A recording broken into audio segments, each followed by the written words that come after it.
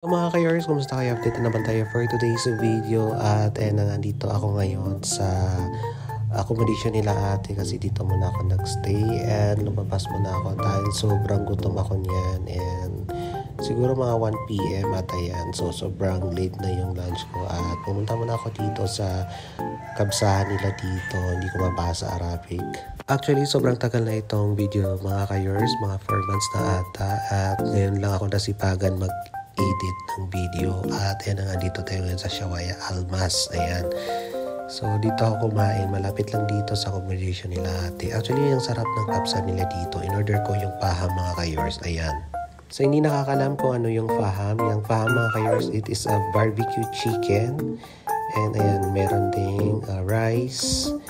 Ayan, kumuha din ako ng soft drinks. And ayan, napalaki yung kain ko niyan dahil sobrang gutom talaga. And tara na mga ka-yours, sabay niyo ako kumain.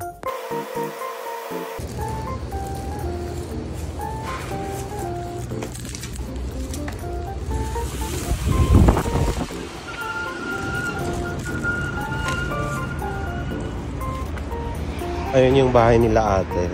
Dito sila naka-accommodation.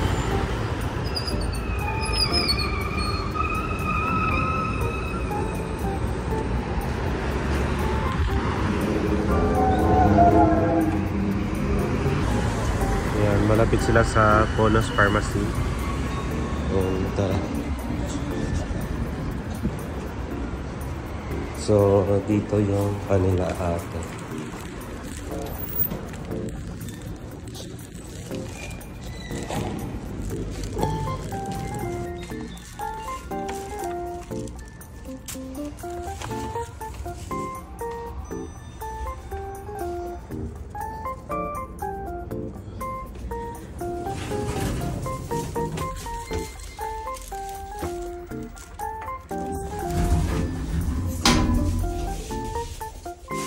Take out.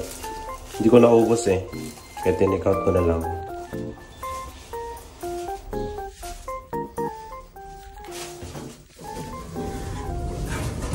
So, dito yung room nila. Nakalaka. After ko kumain mga ka-yours, umuwi na ako agad-agad at nagbihis na ako dahil pupunta ako sa Talia Street sa Localizer Mall dahil may bibilhin muna ako. And sobrang bored na din ako kasi wala akong kasama dito sa accommodation dahil nag-duty sila ate at bayaw.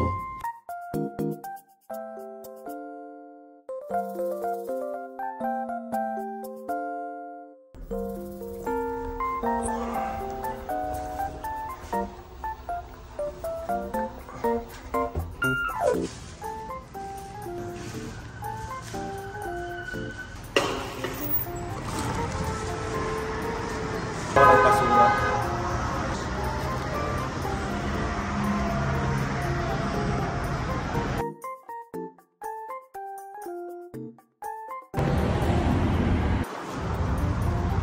It's not real coffee.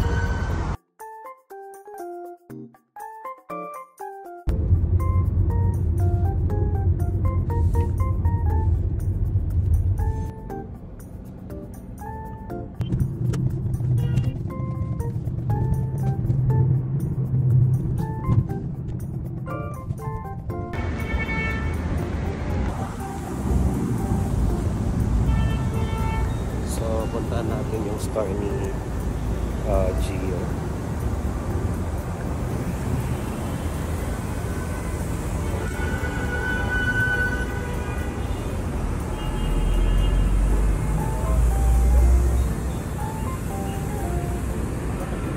At ayun na nga, dito na tayo sa Talia Street mga ka-yours at dumaan muna ako dito sa Split Coffee kasi dito nagtatrabaho yung kaibigan ko na si Gio. Ayan, shoutout sa iyo Gio, I miss you so much. At ayan na nga, dito siya nagtatrabaho sa Split Coffee. Ang dami din nilang customer dito pag umabot ng 10 PM tsaka na dadami yung customer nila. At ayun na nga, nasa loob na tayo ng Split Coffee. Punta ako doon sa store niya, naka-break time daw si Gio. So puntahan ko siya sa sa accommodation nila. Malapit lang dito yung accommodation nila sa store nila. Bored kasi ako sa bahay. Kaya naghahanap ako ng libangan. sobrang bored talaga sa bahay. Kailangan kong pasayahin yung sarili ko. Sobrang bored na kasi sa bahay. So siguro doon yung accommodation nila sa likod.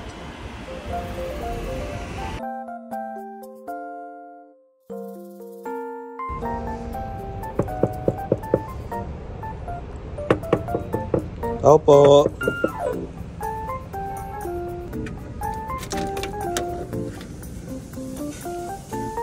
Opo.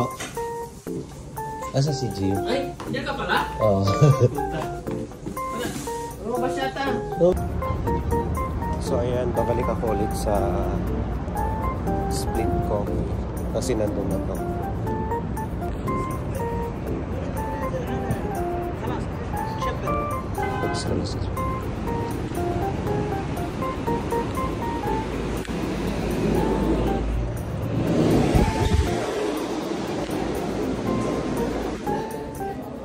Ayun na naman, bubalik na naman ako sa split coffee kasi sabi ng kasamahan niya doon sa accommodation is wala daw doon. So naisipan ko na baka nandun na sa split coffee. At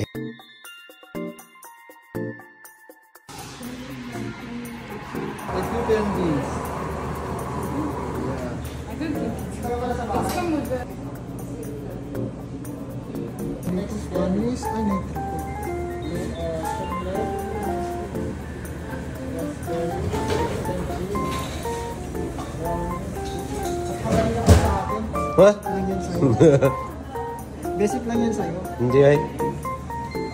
Siguro nagdadragon ka rin sa inyo. Hindi. Yan pala si Gio mga ka-yours, yung kaibigan ko dito sa Split Coffee, and sobrang busy siya at hindi niya ako ma-entertain masyado. Pero okay lang naman kasi as long as nakaka-visit ako dito sa kanila. Mas pinakakulit ng Diwa, Syria.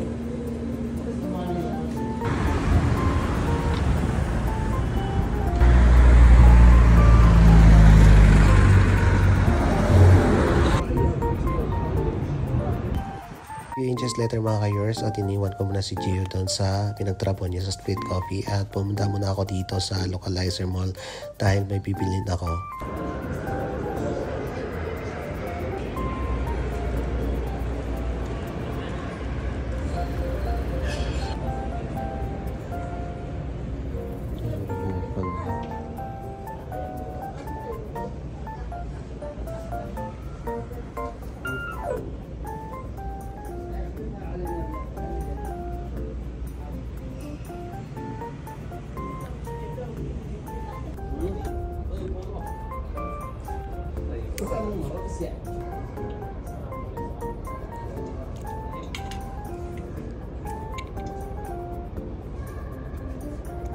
So yun sa loob. At na mga ka-yours, dito tayo ngayon sa loob ng fitting room dahil ito yung binili ko, yung polo, tapos yung sando na white, and yung black pads. Kaso yung black pads hindi ko yung kinuha kasi sobrang laki sa akin at pinalitan ko ng colored white.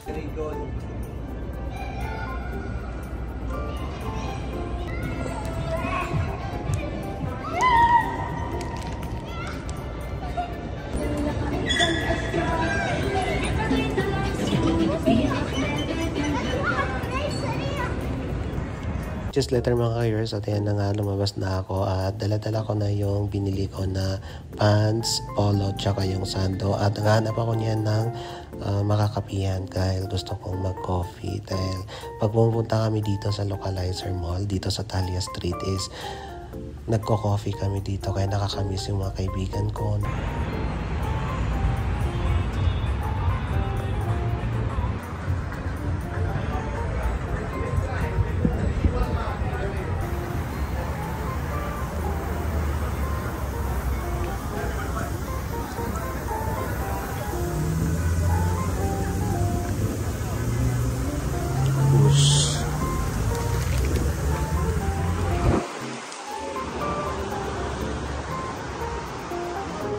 At yun mga ka-yours, so dito na tayo sa loob ng coffee bean. Dito ako nag-coffee kasi medyo malapit dito sa nilalakaran ko. And ayan na nga, sobrang alone lang, feeling alone lang dahil ako lang mag-isa nga nagko-coffee kasi yung mga iba may mga duty, may mga trabaho. Ako, pauwi na ako niya sa Pinas and final exit na ako mga kayors. Pero ako mag-coffee mga kayors, dumiretso na ako dito sa Pizza Hut. Nilakad ko din to, sobrang layo kasi wala akong mahanap na pizza at yan, buti na lang na may nahanap ako na Pizza Hut. And nag-order ako ng 2 box kasi nag-order si ate. Gusto daw niya yung pizza. And ayan, nag-promo din sila. 29. Just later mga kayors, tapos na yung in-order ko at tinikout ko lang at nag-book na ako agad-agad ng Uber dahil pauwi ako niyan ng Olea Street. Doon kasi yung accommodation nila. Ito lang matatapos yung video ko mga kayors. Maraming salamat sa panonood and see you in my next vlog. So hindi pa nakapag-follow sa akin, please do to follow my page. Like, share, and comments. Love you all. God bless.